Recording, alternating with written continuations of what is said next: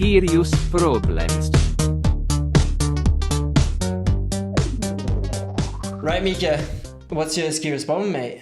My Skirious problem is that I'm actually looking so much forward to this podcast now already, because we've got like a fucking legendary guest on, Jan Thomas Jenssen. And I do know that the whole Norwegian national team is looking forward to listening to Jan Thomas Jenssen in English. And that's maybe not the best. I'm stuck again. So it will be a long podcast if I start don't remember English words. That's gonna be great. Yeah. I was just thinking, like, I saw this Viaplay made this interview last weekend where you were like trying to find your words and then talking completely wrong English, and then I was like, fuck, this is gonna be so good on the podcast. Yeah, like Kevin Bolger, I train a lot with him in Trondheim. Yeah. But when I write on Snapchat what I think, like what the sound in English is. Yeah. So, yeah. So everything I send to Kevin, I think it's completely wrong, but he understands me one other way. So yeah. I have been thinking about this podcast for like since you asked me.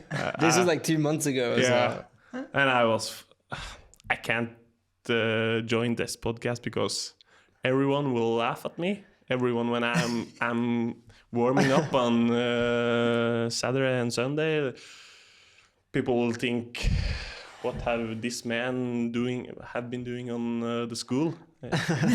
Because I can't. I mean, by myself, I can't speak English, but It's not so bad. I think you're underselling yourself, to be honest. I will try, but I have some blank spaces. Like you know who else has got blank spaces? Mika in his brain. Basically, his brain is an entire blank space. So I think it's all good, mate. All good. Yeah, but actually, since you're talking about with school and so on, so you grew up quite close to here? Yeah. Like a few hours? 20 minutes through the airport, between the airport and Trondheim. Okay, yeah, because I'm saying here we're in Trondheim, in front of the stadium. We're actually in the commentary booth, and we can see just in front of the finish line, so it's pretty cool spot. Yeah. So you grew up in Trøndelag, they call it. Yeah, Trøndelag. Yeah, the most beautiful places on earth. Wait, I think you're mistaking it. I think it's called the most rainy place on earth. Yeah, like the Trøndelag hadn't been showing them for the best site when they are complete. We are inviting the world's best ski racers here, but. Yeah, World Champs last year was pretty rough. Yeah, but we had the crowd, so the weather was Honestly, the crowd was the one thing that saved the World Championships. Yeah. But since we're here, actually, you know what? Let's just dive into a hot topic straight away, because that we're sitting here recording a podcast for the pre-Trondheim World Cup. That's actually not something that was certain a few months ago. Like how. You're Norwegian, you're from here, and we really don't understand. World Ski Championships in Trondheim, about 100,000 people watching at the max, probably around like 30 to 40,000 people on average every day. And they lost money, and not a little bit of money, but they lost a lot of money. Yeah. The guy doing the budget also had blank spaces, I think. I didn't follow the English and he didn't follow the math, I think. So everyone, like not just only in Trøndelag, but like in the whole Norway, like they can't understand what had happened. Like in the city here in Granåsen, there were people everywhere. Like insane. People spending money but someone had used a lot of money before, and it's like I've been what shall I say? It's like really, really weird just to be Norwegian and You feel a bit embarrassed almost? Embarrassed. That was the word I was thinking about. Really embarrassed. Like because like lots of the money they like were they were spending. No. Or that was generated. Yeah, it should be generated. Will come to like the Trøndelag ski. Like community or like to do like senior groups and junior groups and on like the basic levels. And they got nothing. So instead they could pay a little bit. Fuck. It's like this was supposed to be kind of like a start, like to build even more future. The more future. Like we have like good growth on in Norwegian in Norway. The growth is like fabulous. But everything is costing so much money now. Like we see in cross country, people fall off in early ages, and could have been a good way to like keeping them in higher ages. So I think that's the saddest part of it, because like the senior team, like in Trøndelag, they maybe don't have a opportunity to have a group next year because of the shit. That actually so it's really bad. But it's also a bit because the whole money situation in Norway in sports that we're talking about as well. One part, obviously, in skiing, especially in Trøndelag now, is the missing money from the Ski World Championships. Another part that's coming in there is also the sponsorship culture in Norway, because I feel in Norway it's so popular to spend lots and lots and lots of money into like local football clubs, local ski clubs, and to make sure that like all the micro environments that they function and that they work. But then when it comes to like top sports, there's like if you compare it with Italy, France, Germany, for example, there's no money for elite sports. What is that culture? Where's that coming from? Oh, that's a hard question. This like I think like we have good economy. We have very large. We have the oil. We have like the huge companies in Norway who has a lot of money, and the national sport is cross country. Everyone, like we have Petter Northug, is maybe the most important man, who is still like it's important for me that Petter Northug is trying to ski ski classic. Like, 30% chance. 30% chance. To go to Olympics. No, it's just he's trying, just trying to. Be better. Because like just to have Petter Northug on the nationals last year, they generated so much interest, and everyone wants to have like and Johannes Klæbo, Marit Bjørgen, Therese Johaug, everyone wants to support, have like a mark there. I think it's have been better before also, because in the golden age, like Marit Bjørgen, Therese Johaug and Petter Northug was like the Norwegian Ski Federation had so much money they didn't know where to make all the spend all the money like cocaine and hookers. Someone else did that, but wait, now you have to go into specifics. Who are you talking about? Oh, don't know. But like it's have been like this like for whole like since I knew about skiing. It's have been big sponsors, and the money hasn't been the problem. So but now it seems to be. It's harder.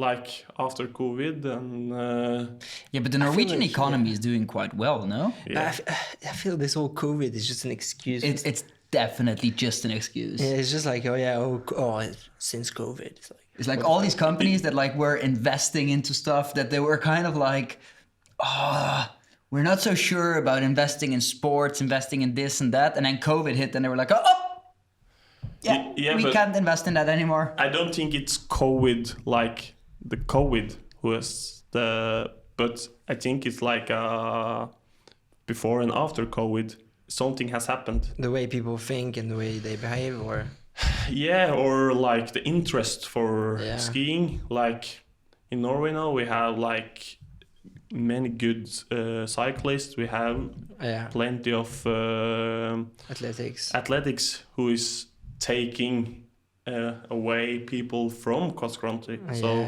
it's hard to say because just for me to get sponsors now, it's harder, but I'm trying as fuck to make something out of me in social media. But for like 5 years ago, I could go to some random I feel, and they gave me money.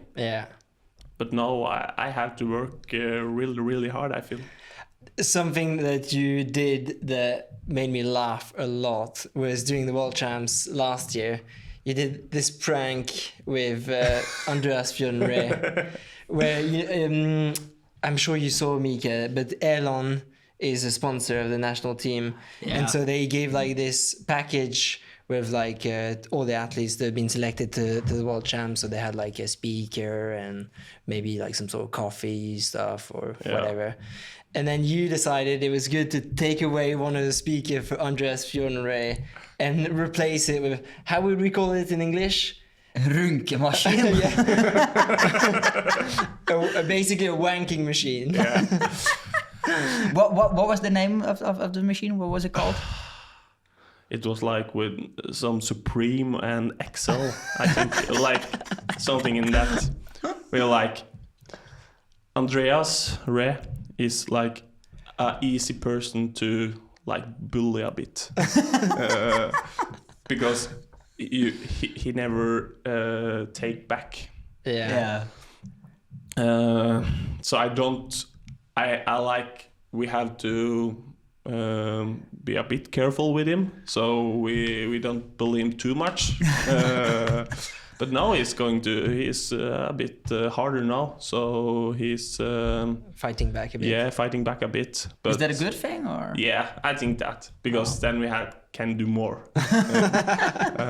Because Erik Valnes and I was like didn't have a lot to do in Trondheim after the skiathlon. I mean, we wanted to had a little fun with Andreas, so we got Mats William Jensen. He was in the city partying. He was done with the sprint. And we sent him to buy this wanking machine. And we know we had talked to, like, we have like Marta, were filming the series about us. We talked to her and like wanted to get her in the room with Andreas and like reading the Elon sign about these products you can use in the daily life, and like it was and so feel good. at home or something. You feel like home. So it was like a perfect match to set the wanking machine inside his room, and the face of Andreas when he realized what's were there, like he was like so red, like a tomato, and he didn't know what to say, but it was so funny. So. He must have known it was a prank, like immediately. Like, especially when you have Jan Thomas on your team, then you know it's like. Yeah, he started reading about the machine. Yeah, and he stopped like when he wasn't half finished, and he understand. Oh, I know what I got, and he know what who has been doing that. So yeah, that was funny. That amused me a lot actually when I saw it. Yeah, so now I'm cutting Andreas Re because we had veddemål. Yeah, the veddemål. I don't even know the English word myself. It's like a betting. Betting. Yeah. We were betting on the 20k in Ruka. Wait, but you were skiing in the 20k in Ruka. You're not allowed to bet on races that you ski in, mate. Yeah, no, we were like I beat him, I'm gonna cut his hair. If he beats me, I had to take a hole in my hair and like a piercing. Yeah, piercing ring hair. Wait, but why is if you lose that it's so much worse? Because I cut Andreas Re before the championships here in Trondheim, and he was so angry because he meant by himself like it was the worst cut ever. And I asked him a lot, I want to cut you. You have so long hair now. But no. So I said we have to bet. So that's I had a lot to lose, but I had also a lot to win because now when he's racing hair, his hair is going to be a lot worse than it's going to be in the World Championships. Is it going to be Iver Tildheim 2.0? Yeah, I'm thinking mohawk, like a narrow strip hair.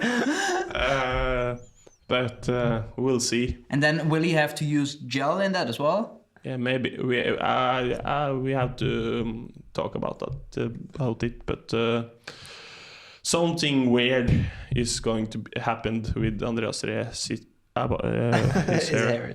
Yeah. When? Okay. What's the sign? When do we get signs from Andreas that he's not okay? That he's like mopped and that it's like gone too far?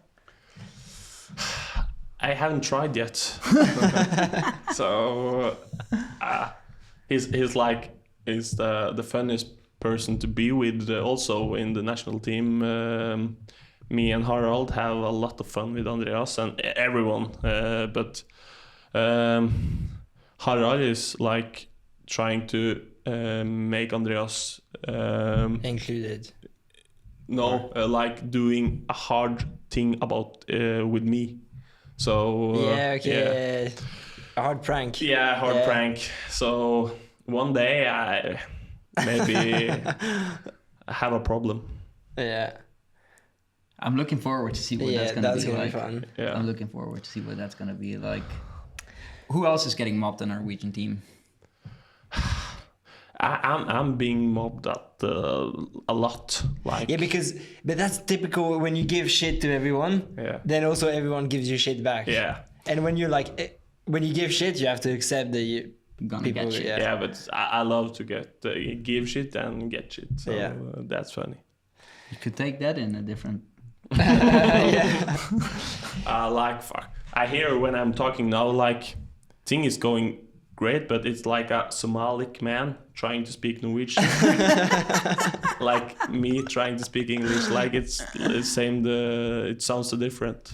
Yeah, but now you know how me and Jimmy feel all of the time when we walk through Lillehammer. Yeah, trying to speak Norwegian. Yeah. Yeah. But so you grew up on the farm, and that was, I know you from before, but I remember the French guys when they first kind of heard about you. It was when you won that race in Ruka 2 years ago. It was kind of like your big breakthrough when you were just selected to represent Norway on one World Cup, and boom, you deliver, win that race. And it was like, first of all, tell us about that feeling, just like being able to deliver when you should deliver. I remembered I listened to your podcast the week before. Yeah. And did you know what you said about me? We said you're the ultimate NPC. Yeah, like in and out. Like Jan Thomas is going to go in Ruka and out in Ruka. Like that was actually me that said it, and I was so unbelievably wrong. Like I remember that after I won. Like I gave you a long finger there. That was well deserved. Yeah. So I had a part in your success then. Yeah, maybe. Because you were like, "Fuck, I'm gonna show them." So yeah. Yeah, it was quite funny, I think. Like, but yeah, Ruka were special. I haven't feel like my everything was like perfect. Yeah. It's hard to describe when like the day it's that day when the skis is good, the body is good, the head it's good. I felt like I was in the war trying to survive, and that's changed everything, like going in Nordic Cup and try to survive there and maybe get out in the World Cup in the national quota. Yeah, but going World Cup every weekend and you know what it didn't change? You still throw up before every race. After but is it before or after? Both, before and after. Okay, but that's fucking weird. Why do you do that? I'm so nervous. Oh yeah? Yeah. I can't control my head all the time, and like I'm so stoked and so triggered, like it's and the only reaction is to puke. Because it's like the standard thing. You're warming or you're getting ready for the start. You're getting dressed somewhere, and then you just like from a bit far away, you just hear like, and you look, and it's like, Jan Thomas, he's here as well today. And there was like in Ruka, there was like a vomit in the middle of the changing area. But that's a good thing. And I filmed it. And then Mika did a little edit and wrote like Jan Thomas, and I was like, mate, I was thinking exactly the same. Like everybody knows that Jan Thomas is like the serial vomiter. That's also one of the things. Like, I like how you try to do it like so decent and like just be for yourself. No, you just stand in the middle of everybody in the freestart and you throw up in the middle of the people all the time. Yeah, because it's like 5 seconds before, it's completely fine, and like it's a switch. Yeah. And I just, where can I puke? Like try to in the Ruka now. I was like 2 seconds away from puking on Johannes before the start, and like crazy. That'll be good. Also since he had such a good day that day, anyways. Yeah. But are you not like empty? Before start, like, do you not feel like you don't have enough like energy, like because you're vomiting your food? It's just liquid. Yeah, okay. It's just water from I guess. well. Yeah. Actually, I was asking you about Ruka because that's kind of like when you had your breakthrough, and I remember talking to the French guys. That's kind of when they first kind of got to know about you and like knew who you were. And I remember them saying like, "Fuck, this guy is like, he obviously loves skiing, but he also like loves his home life and loves, his dream is to have a farm." And he's just like, in French, and I think in English as well, he said like a bon vivant, like it's someone that like enjoys life. And like you're like hunting and farming and so on. So yeah, tell us a little bit about that. Like how is your everyday life? Yeah, like I'm, my dream is like when I'm done skiing is like to be a farmer. Yeah. Like that's my. Are you gonna take over the family farm? No. One of the waxers in the waxer cabin in Norway, he's together with my sister. So shit. So he's gonna get the farm. He had taken my farm. So is that beef in there sometimes? No, he's so nice that I can't be angry on him. So, but yeah, it was like that wasn't the most funniest part to like never had the chance to take over my farm, because that was my childhood dream since I was in the farm with my dad.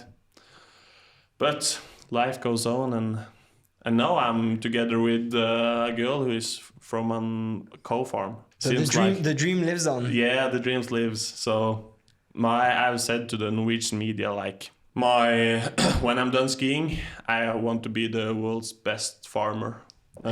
So that's another dream. But you should have just been born in Austria, mate. Like, if you're born in Austria, like, there's not even a question. If you have a sister and a brother, like, there's not even a question who's gonna take over the farm. It's like, but quite often the brother and the sister are together anyway. Yeah, that happens occasionally. So then it's like, still a fair share. Yeah, but I love to be in the nature, like hunting, fishing. Yeah. Are you a good fisher? No. I think you're probably, if you're a bad fisher, you're probably still better fisher at this table. Because me and Mika are like the world's shittest fisher ever. I remember once Jimmy caught a fish, and it was like probably like this big of 10 a fish, centimeters 10 long, centimeters. But that's still quite big for Mika standards. Yeah, definitely over average. But then he was so proud of his fish, and I was like, "Oh yeah, you're gonna put that one back." And he's like, "No, we're definitely gonna eat this one." And so he had like a 10-centimeter fish, and he put it on a stick, and then he was sitting in the car and holding his fish on a stick in the car all the way home. Yeah. Even we're in the forest in Lillehammer, or no, I haven't the best fishing luck. I think I've been fishing a lot. I feel like lately after the season, I go ice fishing. Yeah. But I just don't get the big fish either. Yeah. Well, we don't get any fish. Yeah. Yeah, but in Norwegian we have a word that's called hall. Have you heard about it? No. You have to get laid before you're going to the fishing trip. If you don't get laid before, you don't get any fish. So maybe that's why you're not so successful in fishing either then. Yeah, but I tried hard. But I haven't success. But you have like. But you haven't succeeded in getting late before, or in the. Yeah, I don't have the timing with the fishing trip. But, okay. But you have like what we call handhall, like hand handhall. I think I know where this is going. It's like. Explain. Not the best method, but it can work.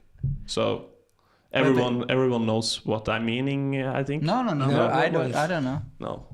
Then you have to figure it out yourself, I think. How about you could, like, you know all these, like, we don't know these words. I wouldn't even know how to write it, so you just probably should just explain. Try to like take the Andreas Fjordre machine before you go fishing. Then you have maybe a chance. That was a very good way to explain it. I thought we were gonna, Is there a similar thing with hunting as well, or no? Yeah. Like I had a bit success with hunting. Like the year I won in Ruka, I was like, the last fall, like I were moose hunting and were like going in mountains in Trondheim and were shooting a big deer, a big moose by myself, like with my hunting team. But I was like, I think I've heard this story before. I had one story with moose hunting. Yeah, I think I've heard that one. Yeah, like I was. That's a whole other story. When I was in Hummervik, where I come from, it's like I'm waiting on the deer. Like with a man who is chasing the deer with a dog. Yeah. And it's a really deep hill. Steep hill in front of me. That the moose is coming down. If it's the moose in the area, it will come down there. Okay, yeah. And it will come like in the side of me. Yeah. And and suddenly I heard like quite a noise. Yeah. And I just it's a moose. It's a big moose. Yeah. And it's don't come where it should have come. Yeah. It's coming straight to me. Okay. 2 meters from me, it's coming right at me. Yeah. And it just turns a bit, so it's 2 meters from me, aside of me. Yeah. And the first thing I think, it just don't look in the binocular and shoot, but I just take my rifle and shoot in it front like of this. your stomach. Yeah. Yeah, like just do like a shotgun. Yeah. And afterwards, the bullet just ran like far off. Yeah. So he didn't get shot. Yeah. But then I turn around and start running after him. Yeah. And like 15 meters behind me, it's like a cliff. Yeah. And I tried to shoot him again, and then he looked at me and right off the cliff. Okay. So he rather commit suicide. I killed a deer with no bullets. So it was like, oh my god, it's Jan Thomas Jenssen behind me. I'll commit suicide instead. Wait, but this is not going so well for Jan Thomas. Like first he's confessing to bullying Andreas Bjørn. Now he's confessing to forcing an animal into suicide. Like, this is not looking so good for you, Jan Thomas. No, but it's good meat, so so someone has to die. Okay.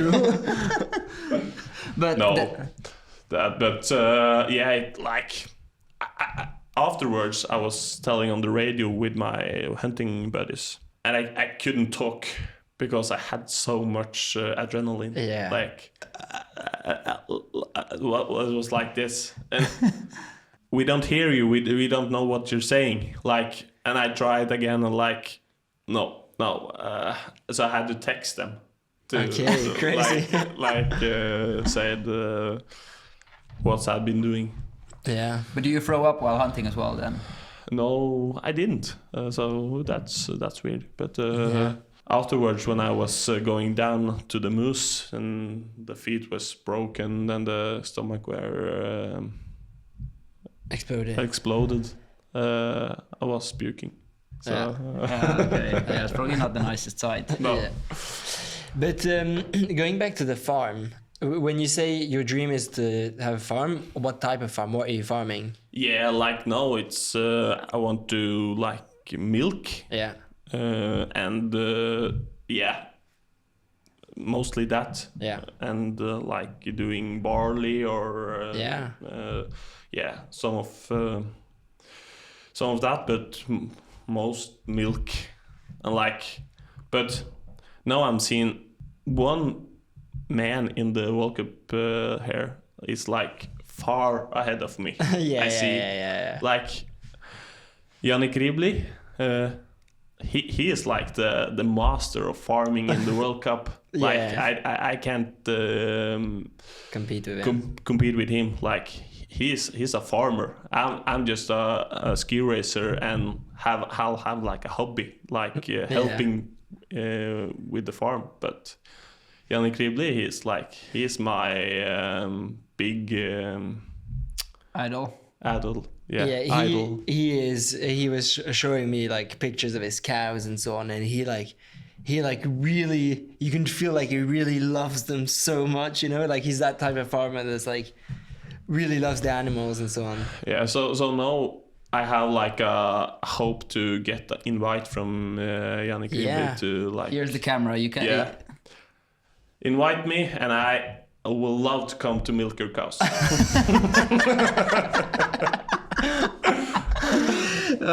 You know what? Actually, my first memory is of Yannick Greley. It was in Galtur in 2019. It's like in April. There was like this city sprint there. Yeah. And I'd never heard of the guy before in my life. And so we were there as well. We were doing like the prologue before. And then this is like 2019, a city sprint. There's no live timing. There's no live results, nothing. So the first time you kind of know if you actually went through to quarters and semis was like I don't know, maybe 50 minutes after the prologue and 20 minutes before the quarterfinals. And they had signed in late to the race. So it didn't even say a name next to their bib. It just said, okay, bib number 14. And so like a few minutes before the quarter start, they start to like look for the people that have qualified and that go on. But everybody knows of course, and it's warming up for the quarters. And then there's just people running through like, oh, bib number 14, who had number 14 in prologue? And I'm sitting next to Yannick Greley drinking a beer with him. Sitting laying there. And he's just laying like, he had his legs up high. And then his friend's like, yeah, but you have bib number 14. He's like, nah, I didn't have bib number 14. And time goes on. And then he's like, all of a sudden he gets up and he's like, but wait a second. Is this my bib? For I had number 14. And then he just ran off and did the race. So after that was not so funny. But I think the moment itself was very funny. Yeah. I think he literally warmed up for like 4 minutes. That's funny. I think he even won the race afterwards. Yeah, he is like...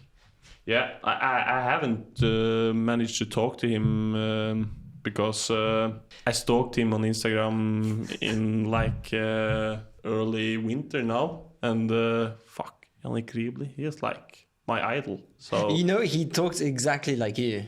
He has like can speak pretty good English, but he talks exactly like you. So you guys would be like perfect. Yeah, good. He has like his farmer's touch. We can create a bromance. Yeah, I would love to. Yeah. Yeah. You had some story you wanted to talk about. Oh yeah, I had a question then. Yeah. That I think you got asked in the media. In Norwegian, but nobody's heard it in English. If you can either have a gold medal at Olympics or your dream farm, but you cannot have both. What do you choose? I will choose the gold medal, but I have to do the gold medal, and but it's hard. I was like thinking quite some minutes about it because. Yeah, I think I will be working like hard as I have been in the cross country tracks when I'm going to be a farmer. Like so, and it's been the part of my life for like since I was born. I always wanted to be a farmer. Yeah, and I always wanted to be the best ski racer on earth. Yeah. So no, I have to take the Olympic gold. Yeah, I guess it's what's happening now as well. So maybe in 20 years you'd say something different, but we'll see. But yeah, I think it's harder to be take the Olympic gold than to be the world's best farmer. But so yeah, that's maybe true. Probably. Your way to Olympic gold. One question we also ask some of the athletes. Your training, are you willing to give us like a 2-minute quick breakdown? What are you doing? What's the thing that you do differently than other people? Are you training super conservative? Are you training quite aggressive? What's your, give us a short breakdown. Like to be Norwegian now and talk about my training, I feel like it's nothing to talk about because everything is going to like just not the World Cup team, but under like in Norges Cup. Like I feel everyone is training so much hours, so much intervals. They like do everything I do in 2 years in 1 year. I feel like that because I'm feeling I'm training myself like I'm 850 in 1 year. 850 hours in 1 year. 850 hours, and feel like I have trained 1,000 hours, but it wasn't for me. I just didn't have like no energy when I'm going racing. Yeah. Now I'm training like 2 to 3 intervals a week, like we called in Norway zone 3 mostly. And yeah, I feel I don't in the don't do so much different on the Norwegian way, if I can call it that. Yeah. But no, like maybe I have to think a bit different next year, because you like see maybe the best example is Andreas Reh. Like everyone is knowing about his training. He's training so much and he tolerates it. That's my like the $1,000 question. Like how does he do that? Like because I've trained 1,000 hours and I was so when I hear about all the Norwegian who is like double threshold and like maybe 6 intervals a week and like 30-35 hours a week, it doesn't I don't believe them until I see the training diary, but I know they do that. So I will describe my training very basic. I don't know if it's basic, but I feel it's basic, like conservative maybe. Yeah, like I don't train more than 30 hours a week on the most, but I don't have like 25 hours a week like a steady from June to November.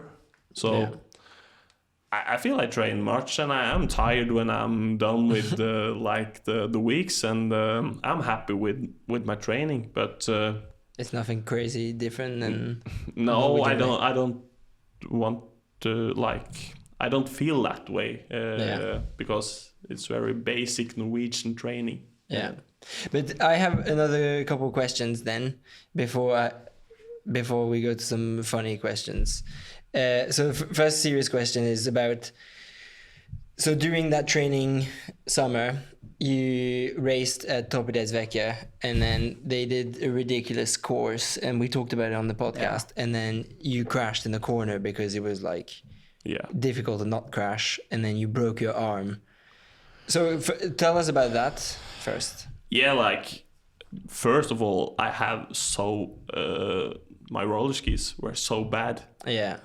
I picked up one roller skid and I was doing the corner and I almost fell the first time. Yeah, because you were going down there twice. Yeah, and the second time I were switching skis to see it was better. Yeah, and it was like worse than the first round. Yeah. Then it was so much tailwind that I had so much speed in the corner that I couldn't take the corner, and I was like, afterwards when I was face planting and like I didn't feel like broken my bone. Yeah. One of the doctor came and like pushed my arms in different direction. Yeah. And I almost cried. Yeah, almost cried and like you passed away. Okay. So now, passed away. Yeah. I passed out, I think. You mean. Passed out. Yeah. Passed away would be a bit extreme. Yeah. Passed out. Yeah. Then I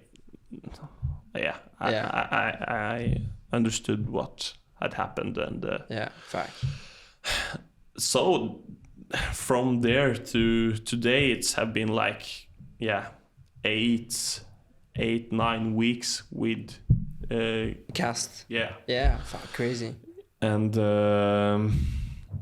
I couldn't use my arm, so like the in Bedostern was my third classic interval, and my fifth 7 skate interval. So I haven't the best start of the summer training season. Yeah, the fall. The fall. So for sure. So no,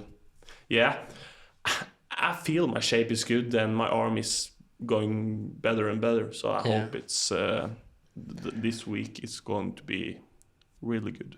Yeah. We have a question that we ask all our guests. Maybe you've heard it before. If you had to do one session with 2 people in one place, what would you do? Where would you go? And who would you go with? Yannick Greley. Yeah. I had to take him. The other guy, I can't take Norwegian. It's have to take someone in the. Can be dead or alive, by the way. Okay. Yeah. Maybe like I saw him today, Christian Sorzi. Yeah. He's a funny guy. Yeah. Yannick Greley and Christian Sorzi. Yeah, the places where it have to be like we call in Norwegian elghufs. Like running intervals. Yeah, running with pulls, uphills. Where would that be? I think I'd fell in love with Lavinio, but no, Lavinio is shit. I heard from you, Mika. So it's good actually when it's not roller skiing in the summer. So that will be the place. Lavinio. Yeah. Cool. Anything else, Mika? You have to tell us a story because I've heard half of a story, which is apparently 1 year on the 17th of May, which is the national day. Oh, you start in to Norway. Already. Yeah. I like this. You danced so well that something happened to your trousers. Yeah. And how did you fix it? I don't even know the answer to this, but tell us the story then. Yeah, like the 17th of May, I want to invite all the World Cup skiers to Norway, the 17th of May, because it's one of the best days. Yeah, completely. I'm really I love to dance like swing. I'm learned it. I have been examined on it on school. So, and I learned it from my sisters. Okay. So I love to take girls to swing them. Yeah. And the 17th of May, I have a bit tight dress. Suit. Yeah, suit. Yeah. And I was like throwing a girl up in the air. Yeah. And I was taking her down, and then I had to squat a bit. Yeah. And from my ass down to my knee, both bones, like the whole they split apart the trousers on the seam. The splits. Yeah. And we were going down to the city afterwards, so I had to fix them. So one of the girls just stitched the trousers or the pants. Suits, the pants for me. Then the your waxer, Bernard Rønning, he came like 5 seconds after the girl were finishing stitching the trousers. He came and pulled the string. Oh no! So the whole work were completely disaster. So then I took tape and taped myself. So you taped the pants back together. Yeah. And how did that work? Yeah, and the rest I don't remember so good. So. But then it didn't happen if you can't remember it. Yeah.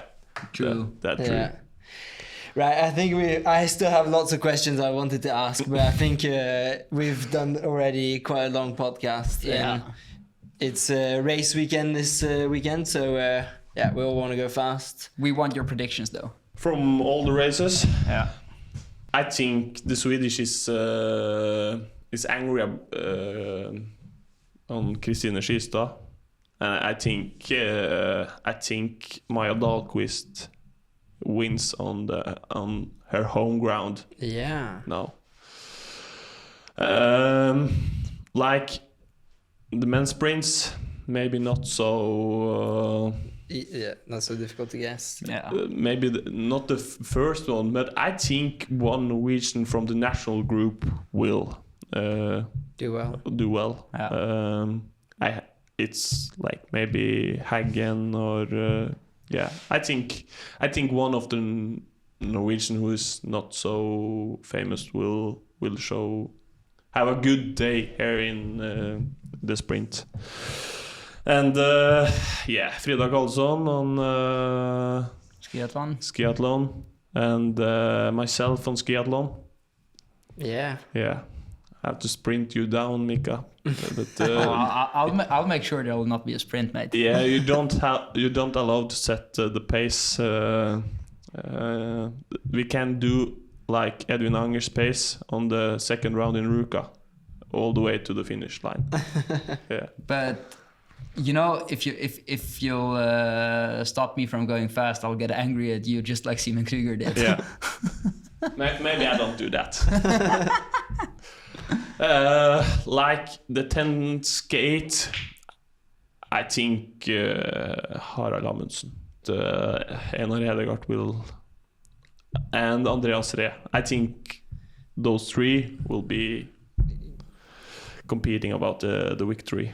Yeah. No Krüger? Is Krüger actually going? Is he? Yeah, I think healthy again? I think so. Yeah. I think so. But and on the Frida Karlsson again. Yeah, like I had one. I think we're not recording anymore here. I was afraid of you were taking up like the Frida Karlsson. I wanted thing. to, yeah. Yeah.